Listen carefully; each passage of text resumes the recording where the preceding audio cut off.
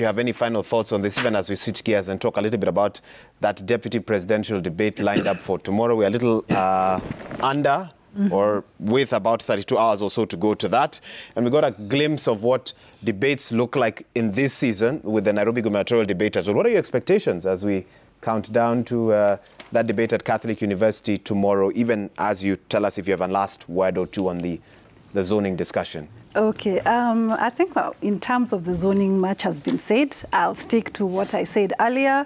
It is a good political strategy. However, it has to start early and infused with the credibility of leaders that we need, integrity, and their track record. As long as parties have that in terms of a strategy, then we are not treated to the circus you're seeing at this point in time. Then thereafter, you have a 13th house that really does not meet the expectations of the country. But secondly, as I reiterate, Kenyans have to get involved in a political party of their choice, contribute to its growth, ask the questions, vet these candidates yourself. It's not the leaders telling you, but you also have a stake because you understand the party and you have seen the track record of these leaders within your political party. In terms of the deputy presidential debate that's happening tomorrow, I think it will be an extremely exciting day. I speak to that as a woman, that we have 4 formidable presidential candidates, 4 of whom have nominated 3 deputy presidents who are women. I think that is very important to really highlight. And having listened to quite a number of them, I can guarantee and vouch that they are women of credibility. The women who have a track record, including the man who's also in the fold. I think what Kenyans need to look at is that as much as there's been a lot of debate, focus, or any other, in terms of the position of the deputy president, one, it is a very powerful office. It is a constitutional office. This is a president in waiting. So we need to be able to look at these individuals first and foremost from that perspective, that these are presidents in waiting. Do they understand the context that they are working under or they are campaigning under? If you look at the realities of Kenya right now, we kept on saying we are plagued by numerous problems. Cost of living is out of reach for a number of, if not most Kenyans. We are staring at a huge youth bulge that's unemployed, and looking at a very high national debt that needs to be cleared, and of course corruption. That is this monster we are not able to slay. So I think for us, we are looking at very, very precise and succinct manifesto points, moving away from the talk. Give us a breakdown. If this is what you're looking towards, let's move away from the campaign rhetoric. Give us a pragmatic formula. Don't overpromise. Just be pragmatic and give us that roadmap you have as a political party or a political outfit where you'll support your president to be able to lead this country. But of course, I am a stickler of believing that we also want to see you as a leader. I think we've seen that where you have a deputy president who really understands the brief, it's a very crucial thing because you're coming to support and complement your president. So we look forward to hearing from them, but we also hope that in the articulation of their manifestos, their roadmaps as individuals, we also get to see who they are as people. As I've indicated, these are presidents in waiting. Let's ask the difficult questions. Let's move away from the campaign trail and the rallies. This is now very serious business. Let's ask the questions that matter and really push to have pragmatic, honest, and viable answers towards Fred, even as Anne talks about asking questions that matter, do debates matter? Do they sway the electorate? There are people waiting to see. Absolutely, absolutely. Debates matter a lot. And I can tell you, as a growing democracy, this is the way to go. And we really have to thank the organizers of this debate that they are giving Kenyans an opportunity to actually understand who is suitable and capable and competent enough to be a leader from where they are sitting and watching and contributing.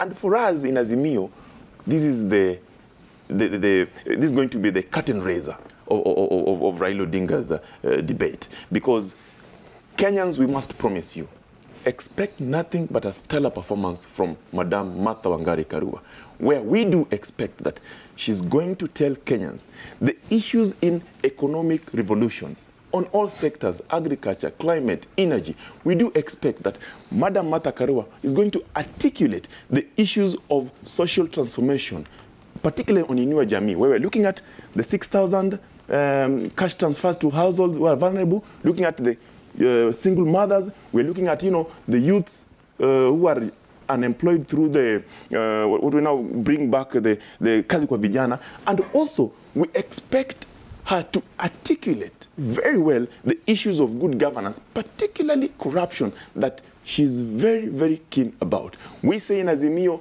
don't dare, don't do, don't touch. And we have said that 100 days into the government, we shall declare corruption a national security threat. We do expect that Martha Karua will give Kenyans now how we are going to address the issue of Azimio la wakina mama, access to cash transfers to women, business opportunities. And this is the opportunity for women that they've been waiting for. Because for the first time, we are going to have a female president, and not only a female president, but a female deputy president, but a female deputy president that is suitable, competent, and capable. This debate for tomorrow, Kenyans must be ready for it, because we are bringing you a candidate like no other, in the name of Madam Martha Wangari Karua. Okay, you've already predicted a stellar performance. We'll have to wait and see. For you, Joy, what are your thoughts? And of course, the concern by some that debates ultimately reveal personalities, but not necessarily issues. How do the organizers ensure that the issues are the ones that come out at the end of the day? And what are your expectations for tomorrow? I must agree that having a the deputy presidential debate is going to highlight and showcase what women leaders can do. And that is something that I join Ms. Ireri in celebrating, that women now tomorrow will be front and center, and Honorable Rigathi will be seriously outnumbered. Something that I feel very nice about, because I have said here before that when we talk about achieving the one-third gender principle, the male politicians have been behaving as if it's a big favor that they're doing women. But if they don't wake up and smell the coffee, the women are coming and they're taking over. And eventually it will be the men who need the affirmative action. But then let me leave the discussion there for another day. When it comes to tomorrow, one thing that I would expect, what we have had so far in the few debates that I have watched, some by your station exclusively and others organized by the committee, is that sometimes it seems like the issues are downplayed at the expense of the personality. If I think, for example, the Nairobi gubernatorial one. That's one disappointment that I had. That there was a lot more of the jabbing and the jesting rather than breaking down the real issues. The time also is so short that the beginning of the answer starts and then your time is up, keep quiet, let's move on. Until you get to a place you're wondering, okay, fine. So, okay, this time we were supposed to spend it doing what? Looking at the suits or what else? We have to come to a place where ample time... How much time is enough time? No, Allow me to if somebody is making a point, if you give them something like 3 minutes, it's enough to start a thought and finish it. If you give somebody in 60 seconds, give me an answer. I mean, I don't know. I don't even know what somebody's supposed to do with it. I'd rather have fewer questions. We have maybe 4 major areas, fewer questions, that pack a punch, give somebody some time to answer, and even time for follow-through questions like, would you like to clarify that? Rather than you stick to a script, you go to the little videos from the viewers. Before long, it's a production rather than actually an extraction of value. That would be my criticism of the process so far. Is it important for voters? There are those who are undecided for whom this is important. There are others who will watch it to cheer their guys on. And as Fred has already correctly pointed out, there are those who are expecting a stellar performance from their candidates. And that is something that cannot be downplayed. But there are those who honestly, genuinely do not know who to vote for. And this becomes a deciding factor for them. For those ones, then it's important for them to hear nitty-gritty rather than, and that's what Anne was saying earlier, for them to actually hear, apart from the rhetoric that you have on the campaign trail, do you really know your stuff? Deputy President is a president in waiting. So as much as the president is competent, we expect the same level of competence, if not more, from the deputies. Do they have the same grasp of issues? In terms of the promises that are being made, are they on the same wavelength? This is something that the Kenyans will be looking out for. So it's going to be interesting. I hope it is more you know, the balances and the nuances come out better. The claims of bias, of course, by Kenya Kwanza, the questions being sort of set up to embarrass the candidates rather than to expose. Some of those things, honestly, at this level, ought to be done away with so that Kenyans extract value from the process rather than something by the time it is done, it's more, you know, you have more questions than answers, to use your words. Okay. And I think, sorry, just very important on that. I think the other point that's very important and that should not be lost is a fact-checking. Fact-checking is very important. I think what happens is I'll come and claim certain things. I think it's just right. And even if you don't have a chance to bring that candidate back, can we have a process where the organizers actually tell us, if Anne came and claimed this, is it true? We've seen it work in other democracies. It speaks to you as an individual and your integrity. So it means, I mean, you see, what I feel the pressure on candidates, and this is across the board when you come to a debate, is there's so much pressure to paint perfection. It's not. I think part of it is to own up, for example, where you feel you might not be able to do it or should have been done better, you own it. And that way, you'll be able to be giving truths. Because at times what we have is a lot of clouded truths. But when you go and fact check, it's actually not the point. So we hope, even as you organize this Wahiga, and we congratulate the organizers, even if we have one round of debates with these formidable candidates, we hope along the way there'll be an element of fact-checking and coming back to the electorate to tell us if this was claimed, is it accurate or not. It's very important. Okay. Yeah. See, I wanted to read feedback, but jump in feedback after that. Maybe Joy said that she's actually privy to some of the issues happening in Kenya Kwanza. Probably for us in Azimio, we do expect that Kenya Kwanza show up for the debate. In fact, we would want Rigathi Gachagua to come and debate Martha, because he has been speaking so much in the rallies and even disparaging women. But this is an opportunity for him to come and face the women of Kenya and other Kenyans in general to say how was it disparage women? You know, they have been saying it's not about gender. They've been saying that when we did nominate Martha, and that did not sit very well with many of the many women in this country. And again, it is only Kenya Kwanza that has not nominated a woman for this position. And it is important now, the issue they've been talking about, to come for the debate. Let them not shy away from this debate. We have heard from the media that probably they are planning not to come, but we want to encourage them because we consider them as worthy competitors. We want to encourage Gachagua to come and face Martha, because Martha Wangari Karua will, for the first time, tell Kenyans exactly why she is the best for this position and what she's going to do to end all this suffering that Kenyans have been undergoing. Is it to face Martha or to face Kenyans? I am speaking like that because they have said the only competition they know now is Azimio. And we do recognize we are the only competition. So if we are the only competition, as they face other competitors, then it's fair that they face Martha. And again, I know the media have also done their assessment. The debates are organized in a manner that those who are having 5% and above. So I'm talking about people who have got that percentage. Okay. Let's look at feedback, then I get final thoughts from my guests on this topic of the debate, and it's one we'll be having quite a bit. And a bit later on, I'll be hosting the chair of the Kenya Editors Guild, Churchill Otieno, to also talk about what you can expect tomorrow. Stay tuned for that interview at 9 o'clock. But these are your thoughts this morning on a cross-section of topics we've been discussing. Hashtag Daybreak, SMS line 22422. Frank Orinde, you say the zoning strategy is a recipe for chaos within the coalitions. The truth of the matter is that it has led to rebellion. Zoning should have been done before nomination. It is late. Okay, Frank, thank you. Okelo Mwalimu, you say, as we give IEBC time, ample time to prepare for the August 9th polls, we must urge them to avoid similar mistakes that led to a nullification of the 2017 polls.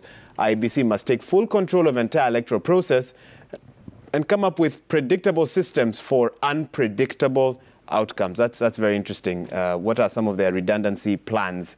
Bob Otieno Wino, you say political zoning is not healthy in this era. It's undemocratic. It denies Kenyans their right to vote. And what if you don't win the elections after you zone?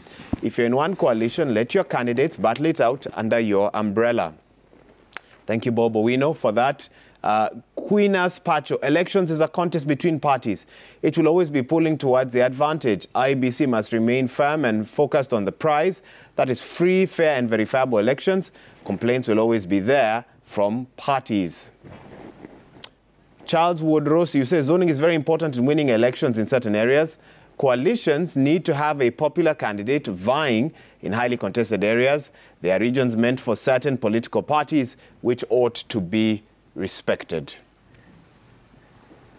Okay, Joy, could there be a wise political strategy to staying away from a debate? Let me first start.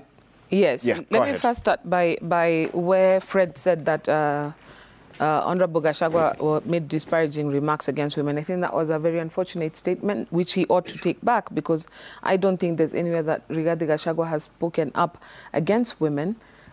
Being a woman in that party, I would have been the first one to stand up and say, hey, that is out of order. So I do not think that that was a fair comment. One of the things that we need to understand is that the fact that Kenya Kwanza chose to go with a gentleman rather than a lady was a choice of, one, the candidate, and two, came after a political process that they engaged in. It's one of those things that does not reflect on the candidate or the party in terms of the policy on women, because as the candidate and the manifesto clearly sets out, there is a role for women in the political party. All our organs have employed zebra nomination. So if the chairman is a man, the vice is a woman. The Secretary General is a woman, her deputy is a man. The National Election Board, the same. The chairman is a man. Is a man, and then the deputy is a woman. And that has gone through all our organs, and 50% of cabinet is going to go to women. So it's one of those things where having just this one thing that there's this one woman who's not, it's true. It's not about gender. It's about the entire agenda. It's not just about one woman. It's the deputy president's post. I mean, how powerful would that have been if Kenya Kwanza had It would have been absolutely brilliant if there was a suitable woman. But even of the women considered, the pragmatism is make the best strategy that is going to propel your candidate forward where you need to go. And for Kenya Kwanza, the women who are available and ready and willing to serve, who were considered and were qualified, did not tick some of the boxes that the candidate was looking for. And that is fair, because he's the one who has to work with this person as his deputy. And so in terms of political strategy, like I've said before, and I firmly believe it, that actually William Ruto hit the jackpot, because he's with somebody who he thinks he can work with and who he sees as being his able deputy in case he's not there. But to your question, in terms of strategy of whether it's clever strategy to attend or not to attend, in terms of my hierarchy in Kenya Kwanza, that would be way above my pay grade. So I wouldn't be able to tell whether they're coming or not. But in terms of strategy, again, the media bias by a report by the Media Council that came out the other day, you saw the interview by the spokesman, Hussein Mohammed. There's definitely the feeling from Kenya Kwanza that the media is very heavily biased against them, and they don't feel that they're going to get a fair shake. I remember that I had some complaints within the party ranks after the interview that was done by the deputy president with one of the media houses. In fact, the last two interviews that he gave the media houses, the mamas later were, people come with a script, they come with the intention to embarrass, they don't actually come to listen to what the plan is. And so I know for a fact that that is something that the people around the president and the deputy have spoken strongly against. Said, look, this late in the day, we've consolidated our base, our message is clear, we already have a very solid, they feel that they have a very solid lead.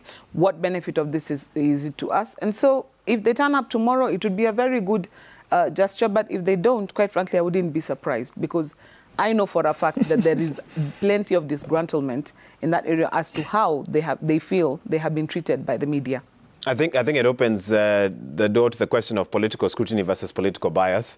Where does one cross the line? Fred, you look like you really want to say something. And to wrap it up for us. I am glad that Joy Medivo has actually admitted that for them, they only have the agenda, they don't have the gender. For us in Azimio, we have both the agenda and the gender. And she has also admitted that they didn't have a suitable woman to fill that position. We had a suitable woman in the name of Martha Wangari. Now, Kenyans, this is not war. This is a competition. What we expect is a fair competition, and a competition that is worth watching. A competition that is worth take back your disparaging. And, you know, in our own admission, again, she has said that they said it is agenda, not gender. The women of Kenya are watching me today. I want to tell you, because we are struggling with the two-thirds gender, we are struggling with the position of women in this country, we are struggling with ensuring that women occupy the topmost position as we progress in democracy. This is your time. You now know which political formation has your back. You now know which political formation cares about you. That political formation is Azimio la Umoja One Kenya, because the other person have admitted on this bench that, you know what, they don't care about you. Okay. Anne, I'm going to leave you to make an open closing remark. Thank you. I think for me, as I said earlier, we are staring at an exciting time in our democracy, an exciting time where we are seeing the growth of issues, especially ideology that is progressive. We are seeing a lot of special emphasis on groups that have often been left behind, like women, youth, and persons with disability. I think for me, sitting here, I'd like to say two things. One, that a lot still needs to be done. I would not conclusively say that in my case, for example, I work with women, that women issues can really be reduced to an individual or a policy statement. We need to see more. So our appeal is whether we are looking at coalitions that have fronted a woman candidate, or we have very elaborate manifestos on women, we need to walk the talk. The question about the marginalization, the security of groups that are really underprivileged in this country needs to be looked at, and especially the safety of young women. Having said that, again, a hallmark of our democracy is tomorrow when we'll start the key debates. That's the deputy presidential debate. My appeal is that Kenyans are able to understand what this means, that Wahiga, we have more this articulate presentation, and I know the candidates are preparing themselves. My appeal would be, can they think of those young men, especially young men who line up their campaign rallies, who cordon off those vehicles we have been seeing, who are shouting and carrying, I don't want to call them weapons, but all manner of things in the air. You need to speak to that group. So as you come, most of us, even at this panel, would understand what they are unpacking, but that is a one group of Kenyans. It's young Kenyans who feel very hopeless, who feel that this leader is a miracle they need, and who we know are depending on this election cycle because of also the financial gain. You have to call it for what it is. They need to speak to that group so that we have more of them coming in the fold. I'd be particularly excited to see smaller groups of these young Kenyans assembling and conglomerating before television screens and unpacking thereafter. What did that mean? Without bias, what does that mean? And at the end of the day, let's remember, yes, it's a debate. It's a chance for us to see the candidates individually and for them to unpack their party manifestos, but the rubber will meet the road in the pragmatism. We need formulas that work. Let's not hear promises that we know are far-fetched. We've been here as a country. Let's critique without bias. Let's be able to ask further questions, and as I've indicated, bottom line, let us fact check. It's most important. I believe the organizers are listening to you, and we'll actually be hosting the chair of the Kenya Editors Guild at the top of the next hour. So I'll pose each of your concerns to them and make sure they are able to hear them out, with the Deputy President's debate lined up for tomorrow, and the presidential debate, one I'm sure you'll also be keenly waiting for, lined up for next week, Tuesday as well. Many thanks to my guests, Joy Mdivo, an advocate of the High Court, Fred Okango, Political Affairs Secretary KANU, and Annie Reri, Executive Director, FIDA, and the chairperson of ELOG as well. And thanks to everyone who's written in via 2242, our SMS line.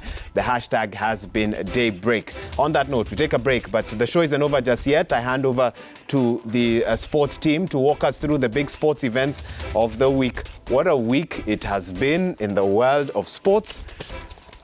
I thought we finished with some of these issues back in 2016, but it seems the ghosts of Rio are back again. Talk of 32 extra names on the traveling list to Oregon, blighting the travel of Team Kenya and what was expected to be a brilliant performance. There's that whole matter of Omanyala as well. They'll be delving into that and so much more on the other side. It's a sports discussion you really don't want to miss, with the World Athletics Championships in Oregon at the moment and the Commonwealth Games in Birmingham after that. They kick off with that debate after this short break.